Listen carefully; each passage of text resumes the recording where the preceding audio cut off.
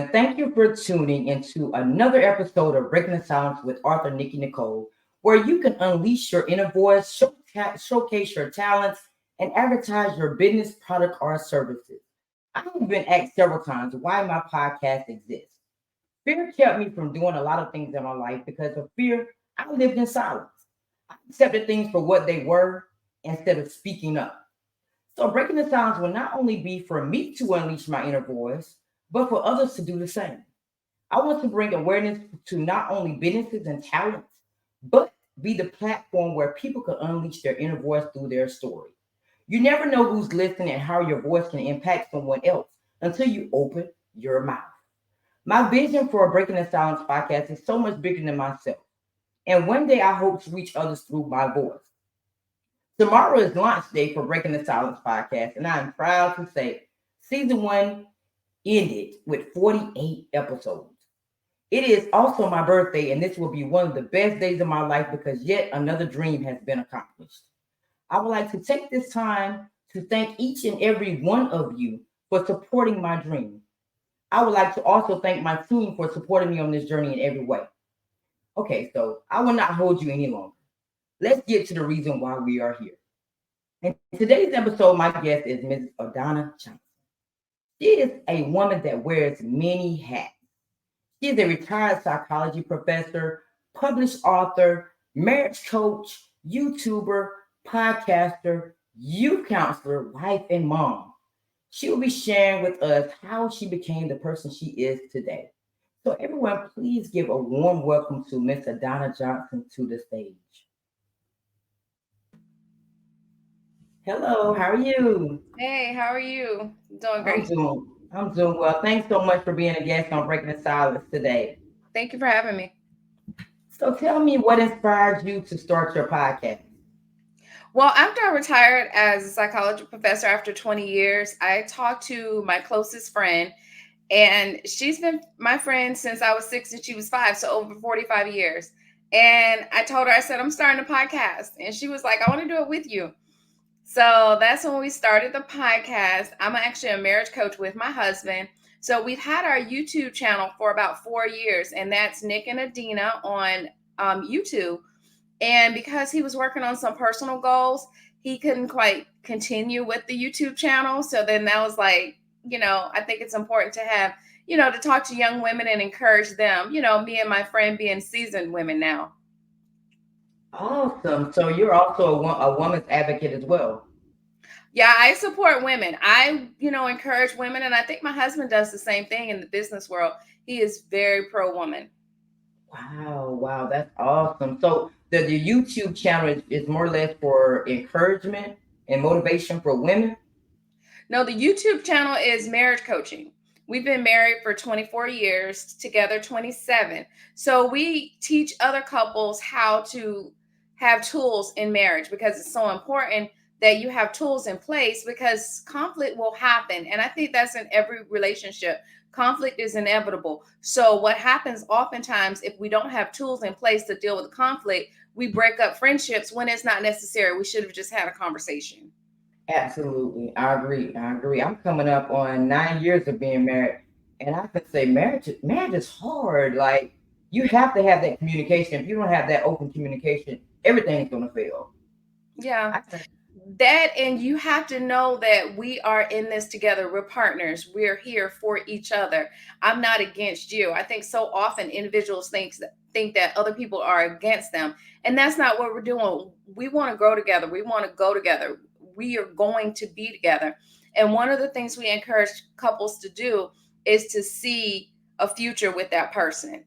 Because if I don't see, oh, I want to go boat riding, or I want to go on a cruise to Italy, I want to go to Europe, I want to, travel in an RV. If I don't see my partner doing that with me, then oftentimes I can see myself without my partner.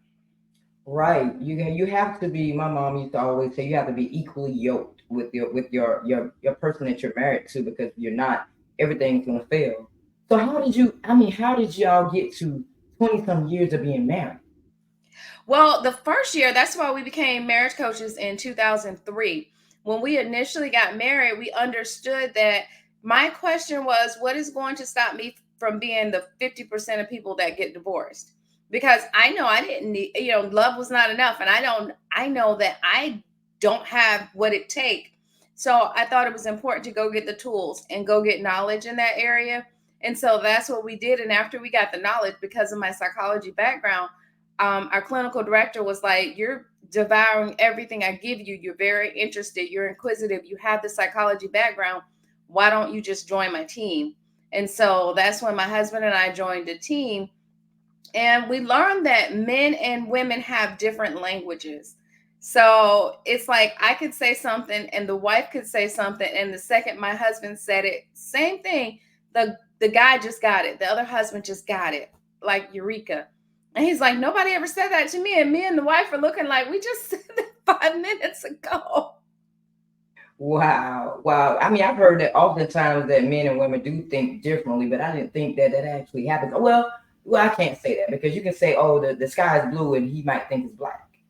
So you got to give more detail. Because my son, I tell my son that all the time. I'm like, okay, you got to understand how a woman feels. You can't just assume that they know what you're trying to say. You have to sometimes just say it, Yeah. Yeah. Spit it out, kid. spit it out. Exactly. So how do you balance life with so many roles to play? Well, I I think it's important to make the main thing the main thing, and to stop and take time to do what's important. Like my husband and I, because our relationship is very important, he does an amazing job of dating me. He sends me these, he has a system where he sends me dates, and I'm like, that date is so far off. I'm not thinking about that. Like, he sent me the information for the Renaissance movie, and he's so good about it. Because he knows I like uh time. I like time together. So that's quality time. So he sends me these dates on my and put it on my calendar. And I'm thinking, it's November. That date isn't until December. I'm not thinking about that. And then comes on me so fast. But he's a master at just really putting stuff together, logistics, as far as, okay, I want her to be in the back of the row, that way if she wants to stand up she can enjoy herself, so he thinks about me, he anticipates my needs, which is very important to me, that he does that. So even though he's extremely busy and he works very hard and he works long hours, he takes that time to put me first and think about me in so many different ways. And I do the same thing for him. If I'm, home during the day, which I usually am now that I'm retired, I make his lunch. I bring his lunch upstairs, or I'll pick up something. And I'm like, I know he likes to go in my lady den and have lunch with me. So those are some things that I do. And or if I go to the store, I make sure I get the snacks that he likes, or whatever the case may be. But we find it important to put each other first. So the way I do the roles is, what's the most important thing? That's what I take care of. That's what I do.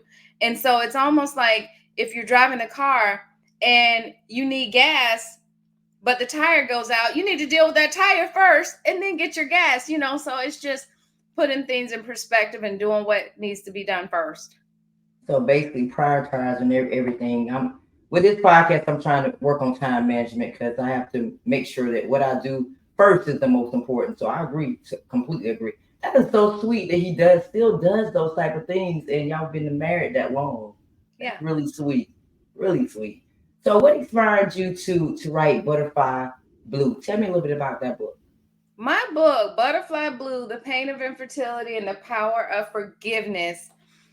My husband and I, we announced at our 10-year wedding anniversary party that we were pregnant with our first biological child. And it was a real journey to get there, because he told me right before I turned 36 that he wanted to have biological children, even though we had a son already. When we started dating, 3 weeks later, after we started dating, he drove a young lady to the hospital to give birth to our first son. We ended up adopting him. So it just talks about our journey and everything that happened around that. And at the same time, my dad was dying, and it was just a lot to deal with. And so we talk in the book about some of the ways I was able to forgive my dad for some of the things that happened when I was a kid. And, some of the ways that it took us to have our children. Awesome, awesome. So where is it located? It's on Amazon. It's on Amazon, yes. Okay. And how much is it on Amazon? They vary. It's supposed to be $12.99, but you know, Amazon, they do their thing sometimes. They really do. They really do. I can agree to that. Okay, so I'm gonna have to get me a copy of that so I can read that. So Yeah. what do you think is the most difficult thing about writing? The difficult part? Oh my gosh. I had so many people tell me, butt in chair, get in the chair and write. That is the most difficult thing. But I think for me, what it took, because my editor was on me, you know, everybody was on me. But the last time I sat and told somebody, I'm writing a book, I got physically sick. And I said, I'm never going to do that again. And so from that moment, I went home, wrote all night for about 6 months. I would put everybody to sleep and I would just sit and crank it out. And I just wrote and I got it done in no time. Wow. You know, I'm supposed to release a book. I set the date for tomorrow. But with the podcast, I just couldn't seem to find time to sit in that chair to write. I found everything else in the world to do but sit down and write. So now that release date is delayed because I did not sit in that chair to write. So I agree. That is the hardest part about writing. Sitting down in that chair to in a relaxed area, a quiet area for one, where nobody can just, distract you from doing what you're doing, just to write. So Yeah. I agree. I agree. That has to be the hardest part. So besides Amazon, is it on any other areas like Barnes and Nobles or maybe Books of a Million? I'm talking to Barnes and Noble now. It's in my public library, and I have it in a few local bookstores in my area. Sorry. Yeah, I have it in a couple of bookstores in my area. Awesome. So how did you get your book in the bookstore? Did you have to let them review your book in order to put it in the bookstore? Yeah, I you have to let them review it. Same as the library, you have to give them a copy, let them review it. They'll say yay or nay, and then they'll put it in their bookstore or in the library. The couple bookstores that I'm in, what they normally do is, and even some bookstores locally also, they'll have like sale dates where you can come in, set up and sell for about an hour. They get half, you get half, but they put it in the book, you know, in their bookstore. But see, that's different for me because I have all of my books are in at least three libraries, four high schools. I have one in a women's shelter and a museum. But I walked into the library and I pretty much said, I want to put my book on display in the library. They said, okay. I filled out a form and it was on, they didn't even review it. They just put it on the shelf. So then after I went back with the next book and the next book, they read the first book. So they anything that I brought at that point, they just put it on the shelf. So I didn't have to go through all of it. Oh, that's amazing.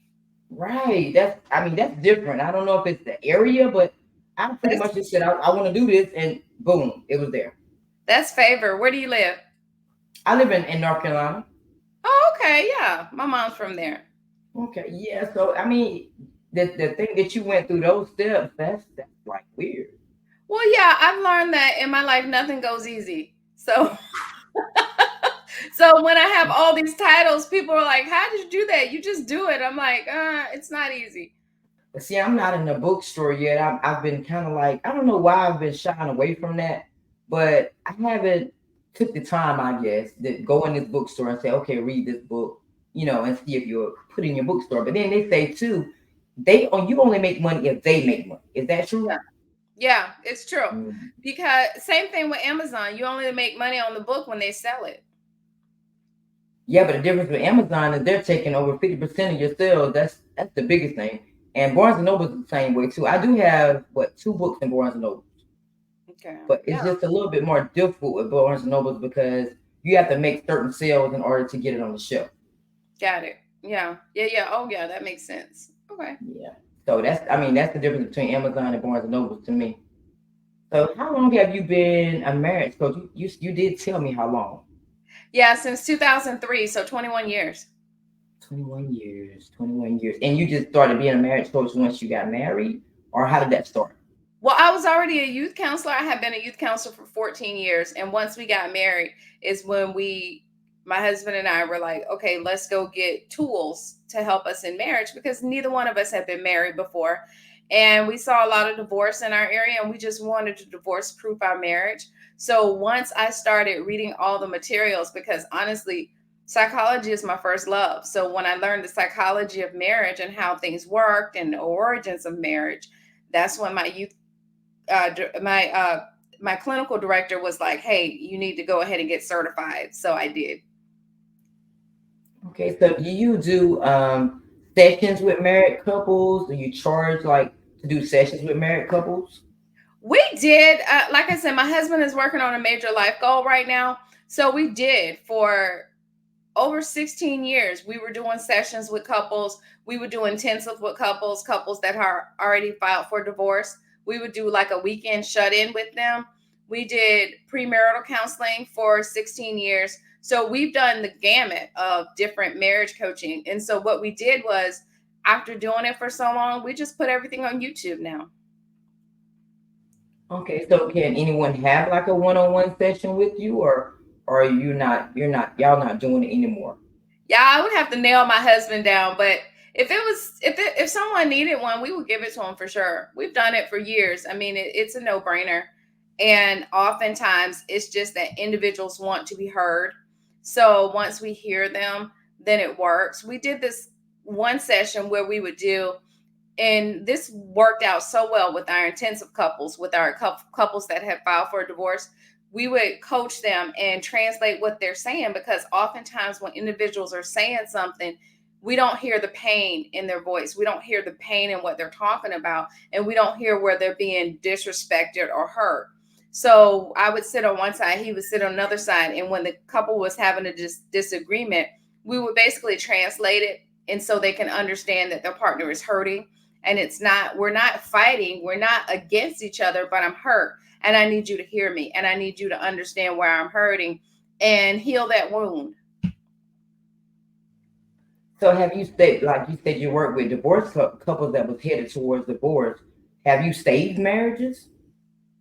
I believe so. There were quite a few that I knew that they weren't going to stay married. Quite a few that they were like, we're going to keep trying, we're going to give it another try. And also I worked for the state. And in the state of Florida, if you're going through a divorce, if you have minor children, we have a class called Children's First in Divorce. So I literally worked with that program, just me, for I want to say 13 or 18 years. I can't remember. The times go shoddy, probably 13. But there were some couples that would come through the class, and I'm like, I'm not supposed to tell you this, but y'all are in love with each other. You're in the wrong place. You need to go get counseling and get help and get out of here. Stop wasting my time. Y'all are in the back of my class pawing over each other. Go away. You're wasting my time. Right, they're at the wrong place. They already know they want to be together. So what you here for? Yeah. Why are you wasting my time and the court's time and your money? Get out of here. So if you can change just one thing about your life and the path that you are on, what would it be? One thing about my life and the path that I am on, I wouldn't change a thing. I wouldn't change a thing. I think it happened the way it was supposed to happen. I'm very happy with where I am. I make it a point to not compare myself to anyone, because my life and my path was the way it was supposed to go. So, yeah, I don't think I would change anything. I did have 4 miscarriages while we were trying to have our children. So maybe that's one thing I wouldn't have suffered from the miscarriages, but I think it helped us to grow. I know a lot of couples can't get past that. They break up and that splits them up. But I think it made us stronger. I think it made us understand and appreciate our kids more. So I don't think I would change anything about my journey. Wow, that's interesting. I feel the same way. So I really feel that the chapters are already written. And you're gonna either live that life and you're gonna either be strong or you're gonna be weak or both. And you just gotta get through it the best way you can. It's done, what's done is done. You can't go back and change it. You only thing you can do is look forward to the future. So I agree. So Yeah. as we wrap up our conversation, tell me where listeners can find more information about you. Oh my gosh. I'm on Facebook, of course, under Adinah Johnson. On Facebook, I am on my podcast with my friend of over 45 years, Black Butterfly, Black Pearls, and that's anywhere you get podcasts. I love to walk in my house and say, Alexa, play Black Butterfly, Black Pearls podcast, and then my voice is all through the house. So, and we're on YouTube. That's Nick and Adinah, Nik and Adinah. That's on YouTube. That's our marriage coaching. And I'm on Instagram, which I'm not so great on Instagram. I go on there and I'm like, what's happening here? Things kind of just move around on Instagram, but I post on Instagram and I, scroll sometimes. Not on Twitter. I have not done Twitter yet, but those are the places to find me. Awesome.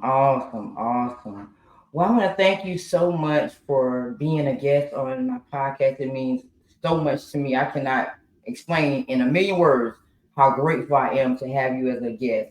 And I wish you nothing but success on your journey. Thank you for having me, and happy birthday tomorrow. Thank you. Well, thank you everyone for tuning in. I hope you have enjoyed hearing about this amazing woman's journey of being an author, podcaster, YouTuber, and so much more. You can purchase her book, Butterfly Blue, The Pain of Infertility and the Power of Forgiveness on Amazon. Subscribe to her YouTube channel, Nick and Adinah. Follow her Instagram, AdinahJ25. Thank you so much, Miss Adinah, for choosing Breaking the Silence to unleash your inner voice. In the next episode, it will be Sway 4DG. He is a music producer out of Atlanta, Georgia. He will be discussing his journey as the average beatmaker to a musician expert. As Susie Chasm stated, doubt kills more dreams than failure ever will. So hold fast to your dreams. Hold fast. Make every day count. So until next time, tune in and let's break the silence together. Wasted too much.